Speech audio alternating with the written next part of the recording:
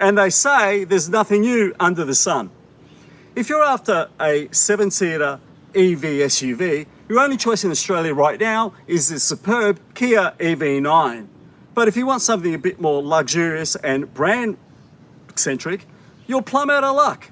Until now.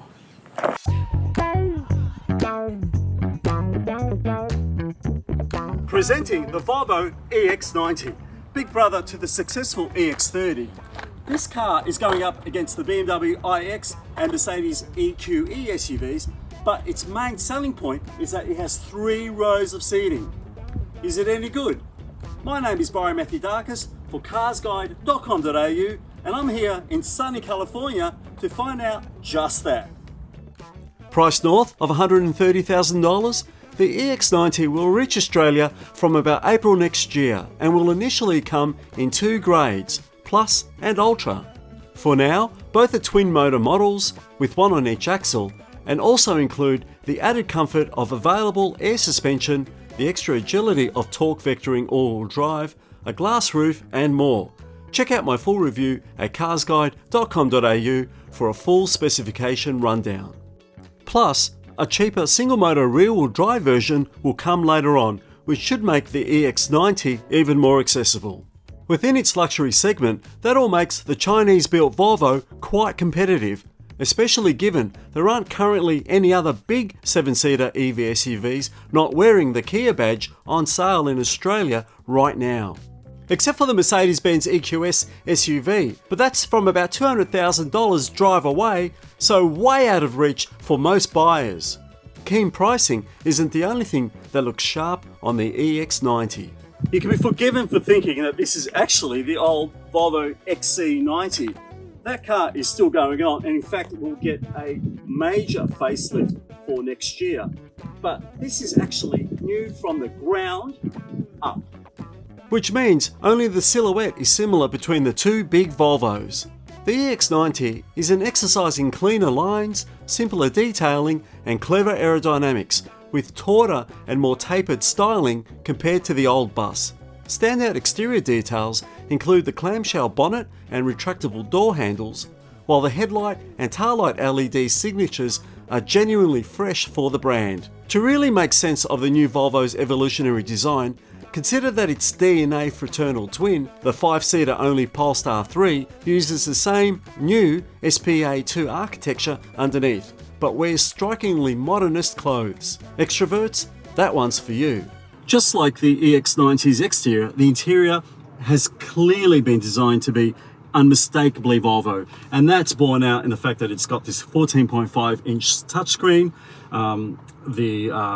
the horizontal design of the dash, and of course the excellent ergonomic seats. There's nothing particularly foreign about the way this car is presented and laid out, and in fact it sits on the same wheelbase as the old XC90, but everything in terms of electrical architecture, infotainment, and I guess presentation is new to the EX90. So I'll drill into those details in a moment, but I just wanted to point out that these seats use Australian wool, so that's a bonus on the lower spec models, and they're absolutely superb. Anyway, let's dive in and check out more of the details that make the EX90 interior quite special, and also frustrating. Let's start with the positives. This is one inviting and spacious sun-drenched cabin, aided by lovely design, ample ventilation and great vision. I defy anyone to show me comfier front seats. It feels tailored to me, and apart from my record collection, nothing about me is Swedish. Speaking of which, the audio system sounds great, while its large volume knob should be music to your ears. The distinctive, translucent look backlit wood on the already classy dash looks cool at night. Plus, considering how access to most vehicle functions live there, that slick and tactile touchscreen's hierarchical layout that prioritizes the important stuff and figures out which ones you use and then saves them to your user profile is one of the better multimedia layout executions.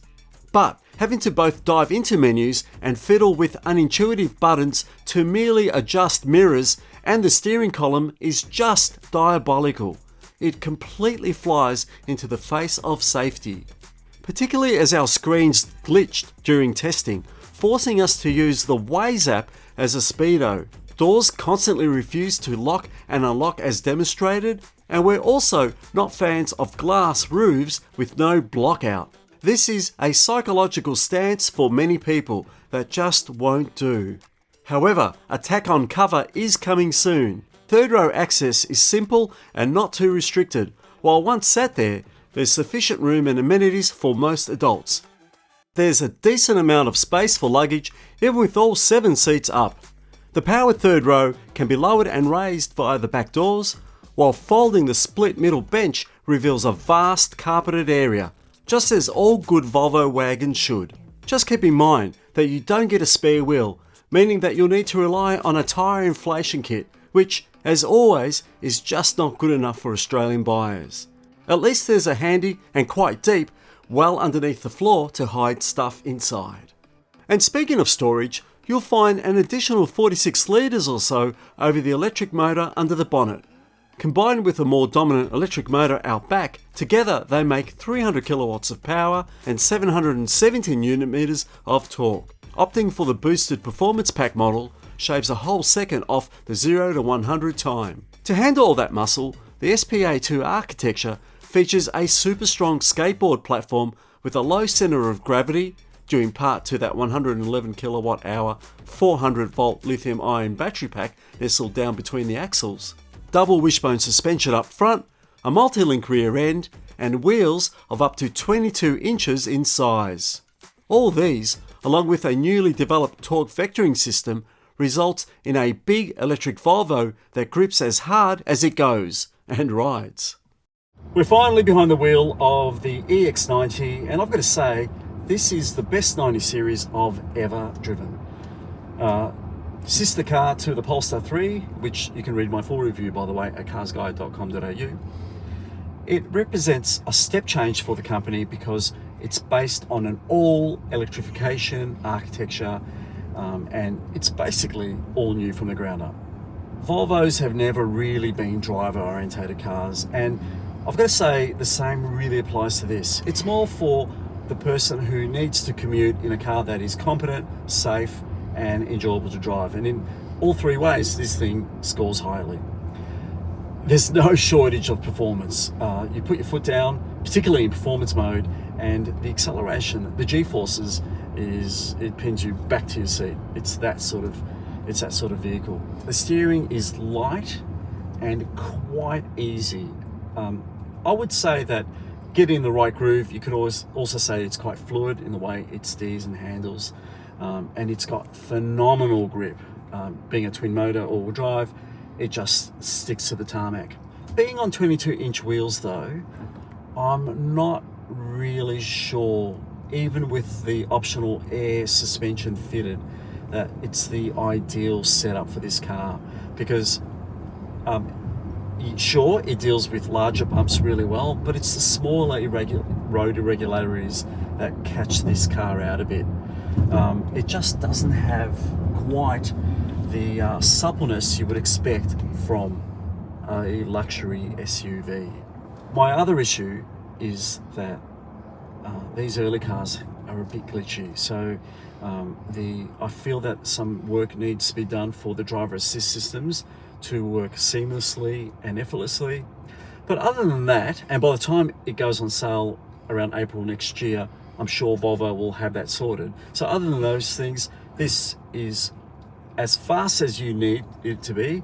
It's as comfortable as you like, as long as you specify the right tyre, wheel and tyre package, and it steers and handles well enough. That's why I think it's the best 90 series Volvo I've ever driven, and it's certainly one of the more intriguing electric SUVs on sale, particularly as it's a 7-seater. So much for performance. As far as economy goes, the EX90's provisional WLTP range is 600 kilometres. That's about the same for the upcoming lighter single motor rear wheel drive version with a smaller battery pack. Australian market numbers are yet to be revealed, but over in the UK, the twin motor averages 16.1 kilowatt hours per 100 kilometers around town and around 21 kilowatt hours overall.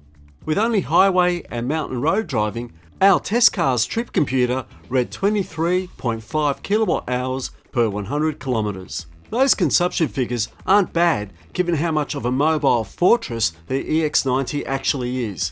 Sure, no Euro NCAP rating yet exists, but Volvo's obsession with safety means you wouldn't bet against it being amongst the safest SUVs out there. Backed up by LiDAR-enabled next-level driver assist safety tech to minimise the chances of a collision. Just look at the crash test footage or learn more from my detailed written review at carsguide.com.au. With the EX90 still being some months out from launch in Australia, Volvo has yet to reveal any ownership or service information. But you can expect a 5-year unlimited kilometre warranty with roadside assistance, an 8-year 160,000 kilometre battery warranty, and a choice of 3 or 5-year service plans. This is all on about a par with other premium EV SUV car makers. So, should you buy a Volvo EX90? So this is the Volvo EX90. If Volvo manages to price and specify this in the correct order, well then I think the car company is on a winner. Plus, it's unique in the luxury SUV EV segment. So that's another reason to put this on your shortlist. Don't forget, you can read the full review at carsguide.com.au, and as always, thanks for watching.